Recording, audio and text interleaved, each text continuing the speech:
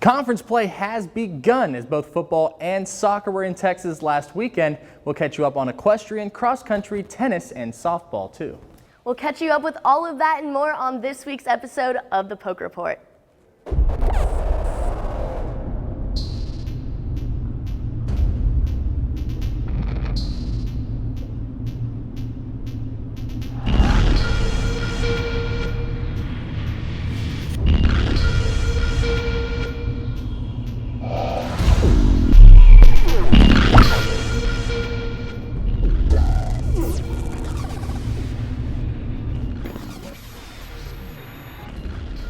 Welcome to the Poke Report. We are inside Heritage Hall. I'm Curtis Quillen. And I'm Amelia Henderson.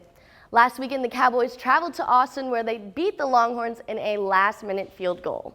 Max Gross has more on the Pokes and their performance. The scene could not be more perfect for a college football matchup, with tailgaters aplenty out before the game, but most would leave disappointed as OSU defeated the Texas Longhorns. Quarterback Mason Rudolph got the scoring started early on when he avoided a sack to hit wide receiver Brandon Shepard on a 7-yard touchdown pass, Rudolph's 6th touchdown toss of the season. The Longhorns countered with a 41-yard field goal by Nick Rose for its first score of the game, making it 7-3. Still in the first quarter, Rudolph leads the OSU offense down the field, setting up a 4-yard touchdown run by J.W. Walsh, putting the Cowboys up by 11. A 13-play Texas drive is stalled by penalties, and the Longhorns can only manage another field goal from Rose, this one from 46 yards out, making it 14-6 with OSU leading. Now in the second quarter, inside his own 25-yard line, the ball slips from Rudolph's hands and is recovered by Hassan Ridgeway for a 34-yard Longhorns touchdown. The Cowboys then went on a 12-play, 58-yard drive that led to a Ben Grogan field goal from 34 yards out.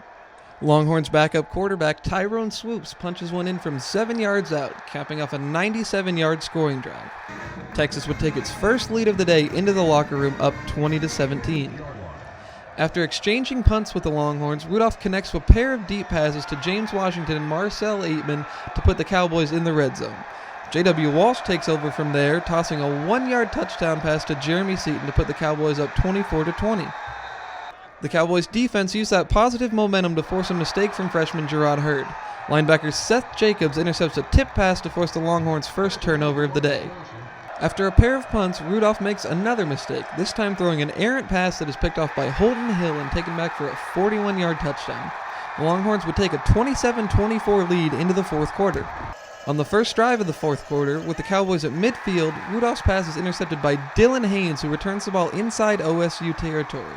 The turnover was Rudolph's third of the game. Mason had 2 ill-advised throws. Of course, everybody knows about it. Trailing by 3, the Cowboys' defense forced a Michael Dixon punt that is fair caught by Jalen McCleskey at the OSU 49-yard line. Rudolph and the Cowboys started with good field position and were moved forward on a rare defensive holding call against Texas.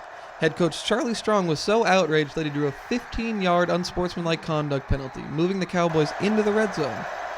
The OSU offense sputtered from there and was forced to kick a game-tying field goal. Ben Grogan connected from 41 yards out to knot the score at 27. After the kickoff, the Cowboys were able to sack Hurd 2 times to set up yet another punt from Dixon. For the second week in a row, a special teams gaffe is detrimental for the Longhorns. This time, Dixon mishandles the snap and kicks the ball out of bounds for a 6-yard loss. The Cowboys would set up with great field position, and Grogan would knock down his 3rd field goal of the day, this one a 40-yarder for the win. It might come down to me having to kick a game winner just based on how things have been going, and being able to be prepared for it was probably one of the biggest helps. OSU is now 4-0 and will face Kansas State this weekend. For the Poke Report, I'm Max Gross. Now, I don't know about you, but last week's game had me on the edge of my seat. Yeah, it was definitely a nail-biter for sure. But let's turn our attention to what's been going on around the Big 12. It was a weekend that most would have said was supposed to be boring, but that's exact opposite of what it was. Baylor hosted Rice at McLean Stadium, where they took the lead early and never looked back. The Bears had 739 yards of total offense, and you can see here why as quarterback Seth Russell connects with Jay Lee on a 57-yard pass that eventually led to a 70-17 win over the Owls. Down in Lubbock, the showdown between the Red Raiders and the Horned Frogs had viewers all over the nation tuning in. It was a shootout as both teams combined for almost 1,400 yards of offense. The number 3 Horned Frogs scored first, but Texas Tech was able to answer, and it was just back and forth from there. Late in the fourth, TCU scored on a freak play when Trevon Boykin threw to Josh Dotson in the end zone, but when the ball was tipped, Aaron Green was there to save the day for the Frogs. In a last-ditch effort, Texas Tech tried to come back with 23 seconds to go, but it just wasn't enough. The Horned Frogs are 4-0 now, while the Red Raiders are 3-1. Out east, West Virginia took on the Maryland Terrapins. The Mountaineers came out strong, scoring 21 points in the first quarter. They kept the momentum going into the second quarter with this 41-yard touchdown pass from quarterback Skyler Howard to Shelton Gibson. West Virginia would score 3 more touchdowns before Maryland finally scored in the fourth with a 46-yard pass from former OSU quarterback Dax Garman to Jarvis Davenport. The Mountaineers would go on to win 45-6. This week, the winless Jayhawks head to Ames looking for their first road win since 2009. Number 23 West Virginia is down south in Norman right now, hoping to upset the number 15 Sooners. Texas Tech and number 5 Baylor meet at Jerry's World today. The two teams first met in 1929, and since then, each has won half of the 72 games that have been played. Who will take home the trophy today? I guess we'll just have to wait and see. The Kansas State Wildcats are in Stillwater today, and after last week's performance against Texas, the Cowboys are looking to pick up another win at Boone Pickens Stadium today. As players, of course, the transition to college can be difficult. Most of the time, they're several hundred miles away from home. New environment, new people, new teammates. But they're not the only ones stressed by this change. Coaches can be too. Jared Stafford has more.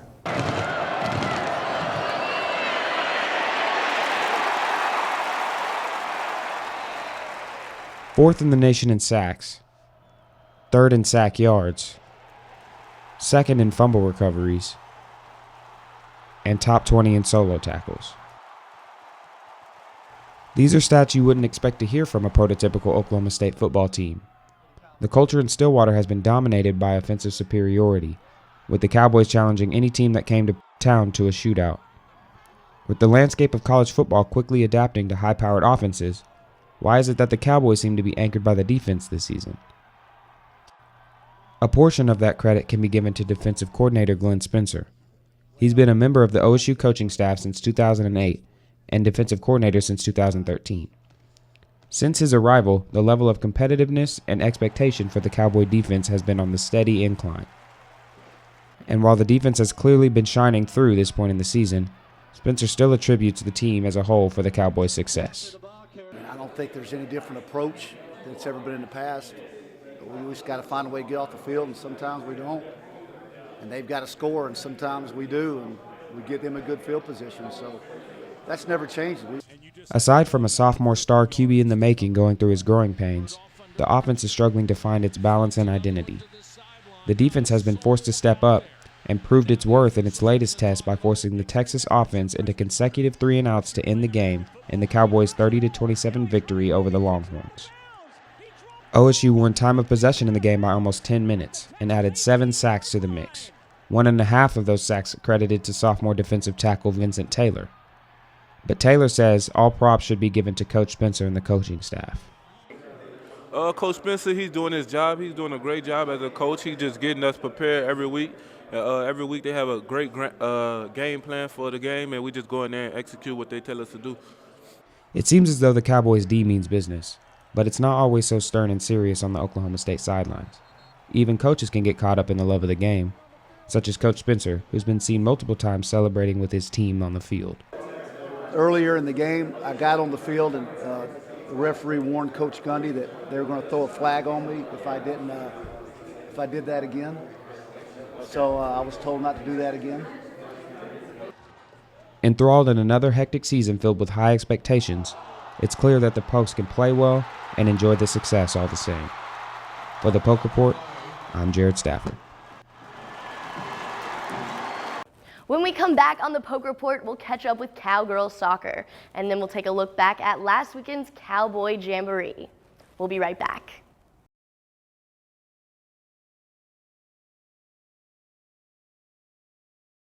Welcome back to the Poke Report. We are in Heritage Hall. I'm Curtis Quillen. And I'm Amelia Henderson.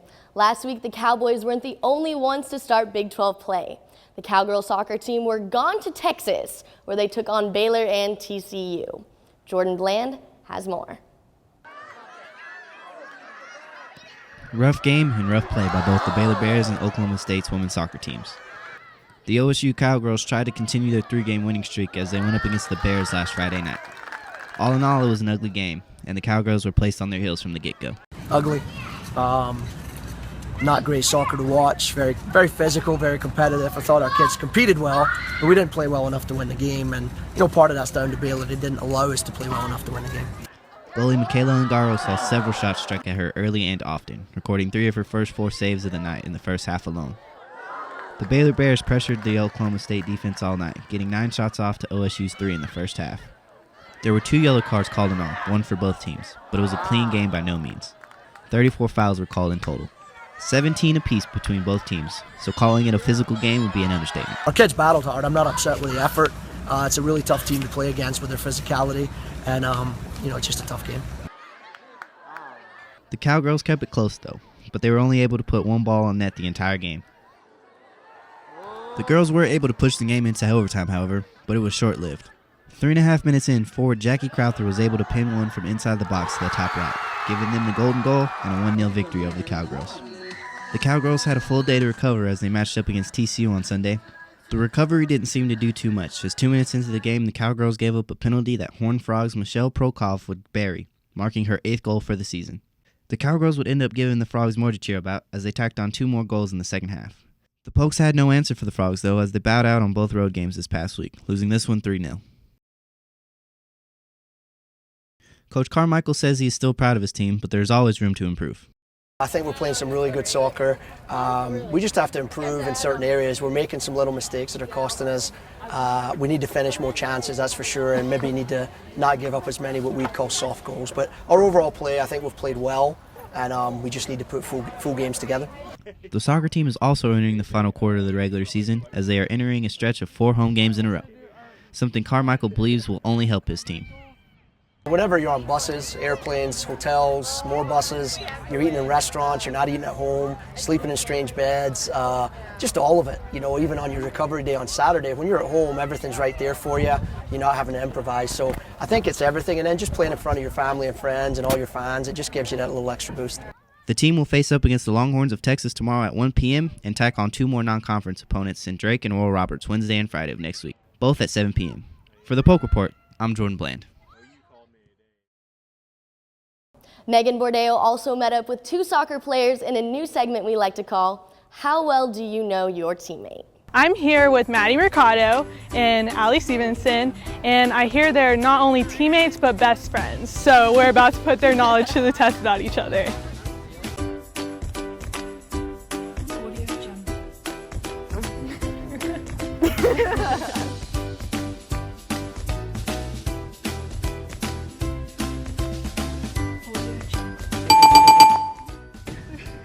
Got him. All right. Okay. Next is... I really don't know your favorite movie. Dun-dun-dun, dun-dun-dun. Yeah. Okay, show her. Remember the title. No. No. Oh, I know that.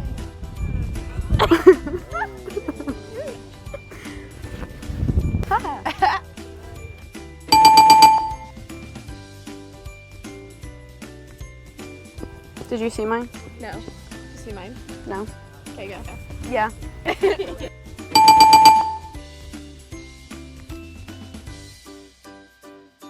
Oh. Mine was 3. Oh. Mine was 4. I started early.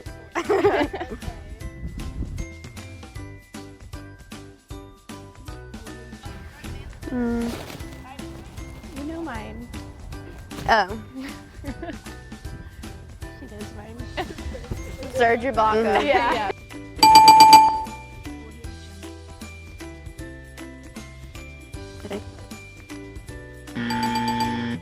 No, mine's not finance anymore. Oh, it's management. Management. Dang it. It was finance.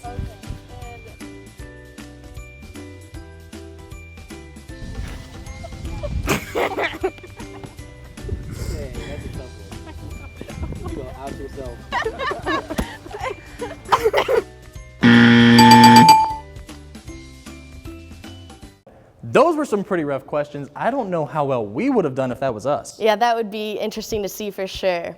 But moving right along, OSU's cross-country team hosted their annual Cowboy Jamboree last weekend. Bill Lynch has more.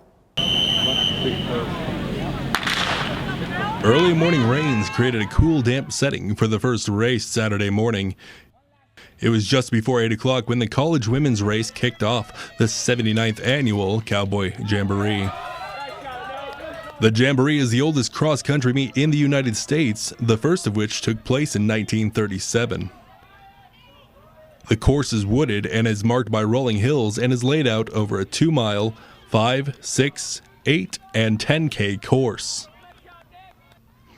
However, the course's running surface creates its own challenges. As you can see here, the course's surface is mulch, which provides an advantage and a disadvantage to the runners. It provides cushion while running, but it provides a disadvantage for traction while going up and down the hills.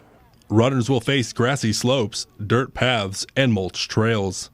The humidity also has its own part as you pass through the wooded paths. And once you've contended with the running surface and the moist air, the next challenge you will face are the course's rolling hills. And the running surface and the environment aren't the only thing you have to contend with on this course. Right now we're walking uphill about 200 yards from the finish line, and this is your final step before finishing this race. Familiarity with the course may have been one of the contributing factors to the Cowboys' success. The Cowboys have swept the Jamboree for the past 6 years. Both the men's and women's teams finished on top. The women's team took first place, led by senior Ingeborg Loveness, who took third overall, finishing the 6K in 21 minutes and 17 seconds.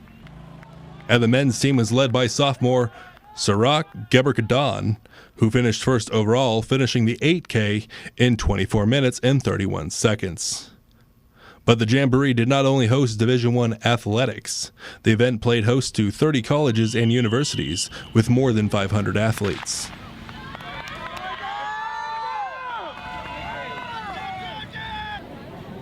As well as more than 100 high school varsity, junior varsity, and middle school groups with more than 1,000 athletes. As for the Cowboys, they take the day and will look to keep their winning streak going at the 80th Annual Cowboy Jamboree in 2016. For the Poke Report, I'm Bill Lynch.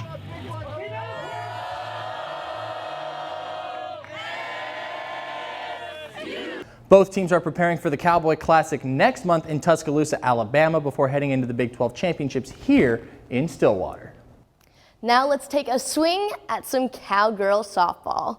Fall ball is here, and the Cowgirl softball team is undefeated with wins against Cowley College, NOC Enid, and Barton Community College. The Cowgirls have been effective with the bats so far, putting up 19 runs against NOC Enid. New head coach Kenny Gajewski said he's excited for the future of this program, and rightfully so if the Cowgirls can keep up their offensive performance. The Cowgirls take on Butler Community College on Wednesday at home. Let's keep the racket going now with some tennis.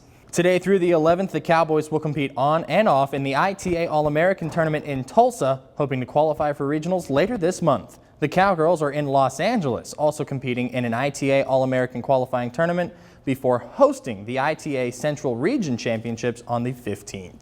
Number 6 Cowgirl Equestrian started its season last Saturday against SMU at home. The Cowgirls defeated the Mustangs 13-6, and Carly Barrick, Paris Nottingham, and Brenna Bronner each came back as a most outstanding player in their division.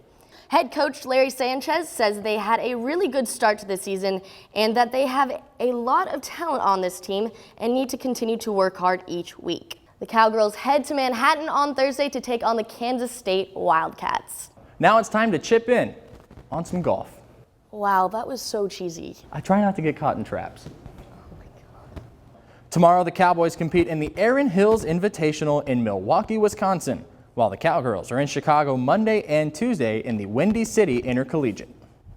The Cowboys look to continue placing in the top 3 like they have all season. The Cowgirls are coming off a win at the Schooner Fall Classic. When we come back, we'll preview K-State, and then you can watch us do our weekly college football pick'ems. This is the Poke Report on O State TV. We'll be right back.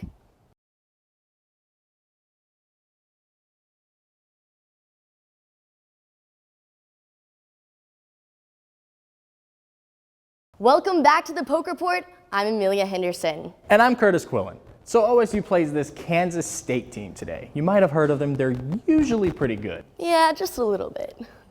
But before all of that, let's take a look at today's conference home opener. Very disciplined team. They always have been. Coach Snyder does a great job. The way they just keep their composure on defense, on special teams. They play with so much effort. It's really impressive just year in, year out how they can just maintain their composure and just it's really, I think it's probably the definition of a bend but don't break defense. Kansas State, they're always going to be a well-coached team. They've played well this year up to this point, and athletic team, guys who can move around in space. Good defensive line. They're big and strong. They run the ball very well. They're very disciplined. They have good experience, especially at the corner position.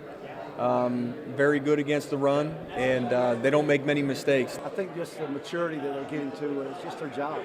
It doesn't matter what circumstances. We got to get off the field. Some way, somehow, we got to get the ball back. We need to start getting more turnovers, but not just getting turnovers, but scoring off them as well. So I think we just need to get turnovers each week and start just scoring off them. Today's game should definitely be an interesting matchup, don't you think? Oh yeah, I'll be there. Will you? Yes, but will there be free food? Do you like popcorn? I love popcorn. Come find us at the game. We like popcorn. And now we move on to our favorite part of the show. It's time for our weekly college football picks, where hopefully we can move on from last week. Yeah, and we tied again last week, so we're tied again on the season now. If I remember correctly, you said Oregon was clearly the better team, but I said they wouldn't lose at home either. Looks like we were both 42 points wrong. Yeah, that was quite an embarrassment, but hey, we got the rest of our picks right. This is true. So to start off this week, we go to Arlington, Texas, and the Butt Bowl at AT&T Stadium. Unranked Texas Tech looking to upset high-powered number 5 Baylor. Yeah, and both teams have a really strong offense, but I'm going with Baylor. Not so fast, my friend, not so fast. Texas Tech performed extremely well against TCU last week, and I'm just not sold on Baylor. Wreck 'em Tech. Now to Norman, where the number 23 West Virginia Mountaineers are in town, trying to upset the number 15 Sooners right now. And Curtis, you already know, two of my favorite teams are, of course, the Cowboys, and then any team playing against OU, so go Mountaineers. I'm taking the Mountaineers, but I'm not sold on OU, and that's the whole reason why. Baker Mayfield, great quarterback. I'm just not sold on the rest of the team, so I'm taking West Virginia. Let's jump to the SEC real quick. Number 3 Ole Miss at number 25 Florida. Both teams are very good, but I think Robert Nkemdiche could have a field day, so go Rebs. Look for Laquan Treadwell to have himself some fun with those Gator corners. I'm taking Ole Miss. Now let's come back here to Stillwater. The unranked Kansas State Wildcats are in town trying to upset the number 20 Cowboys, and I'm taking the Pokes, but I think it goes exactly like the 2013 nail-biter, also here at Boone Pickens Stadium. I completely agree with you. The game in 2013 was played here like today's game. I obviously have to support my Pokes. That's all we have for all of us here at the Poke Report. I'm Curtis Quillen. And I'm Amelia Henderson.